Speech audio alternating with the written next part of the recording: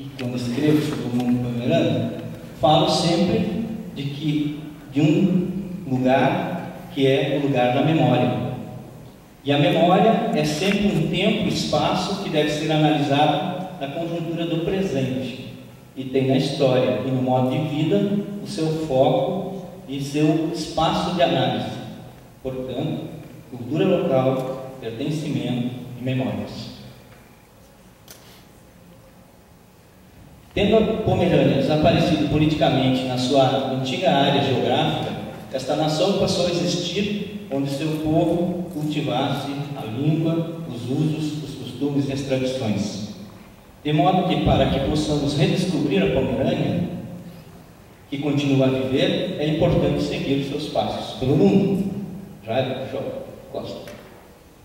E os passos dos pomeranos no mundo estão em Pomerânia, no Rio Grande do Sul, no Espírito Santo, em Rondônia, Minas Gerais e outros que talvez a gente venha ter conhecimento, né, mais para frente, de pessoas que possivelmente, ao verem estas discussões postas, também começam a se posicionar frente a seu modo de ser.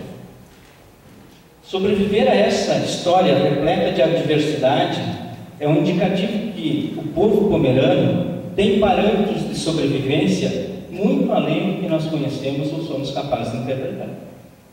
Até o presente momento, se nós olharmos para a história e os movimentos dos pomeranos na história, nós veremos que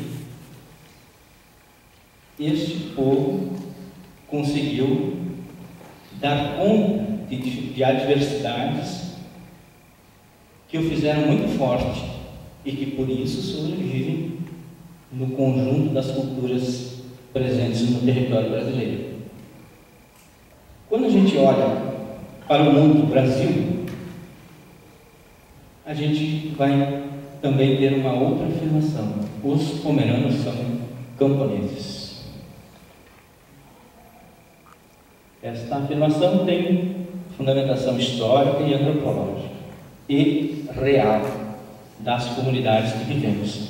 Se olharmos, veremos que no Rio Grande do Sul, São Lourenço do Sul, 43% zona rural. Campo Sul, 63% zona rural. Turuçu, 57%. Cristal, 44%. Arroio do Padre, 83%. Agudo, 58% de pessoas habitando o campo.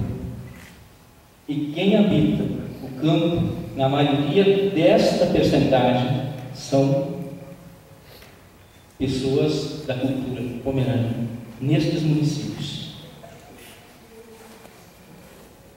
Não são só pomeranos, mas a incidência de em torno de 50% de moradores da zona rural nesses municípios caracteriza que esses municípios possuem uma identidade econômica que é camponesa. No Espírito Santo, Domingos Martins, 75% zona rural. Pancas, 53%. Santa Maria de Jetibá, 65%. E Vila Pavão também, 65%.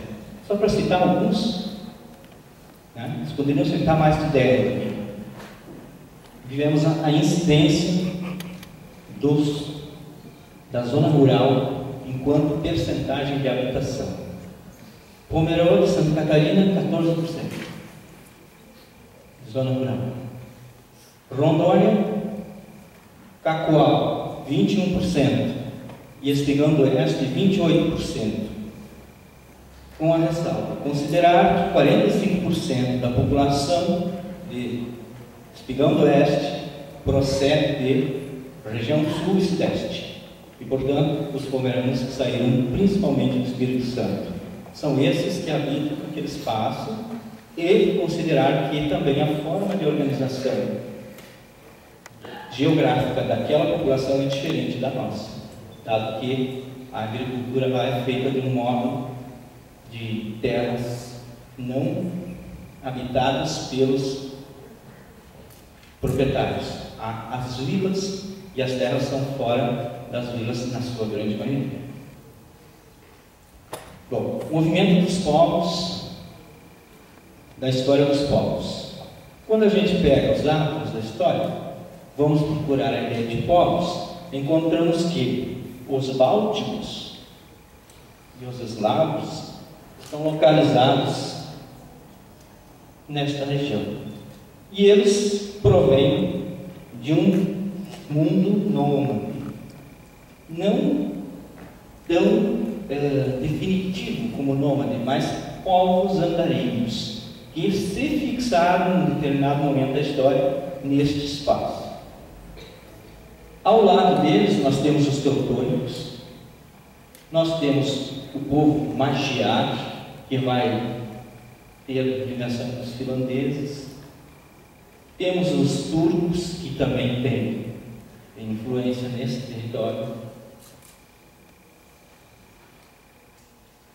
E quando a gente começa a olhar esse mapa de povos, aqui não se trata de país nem de nação, de povos,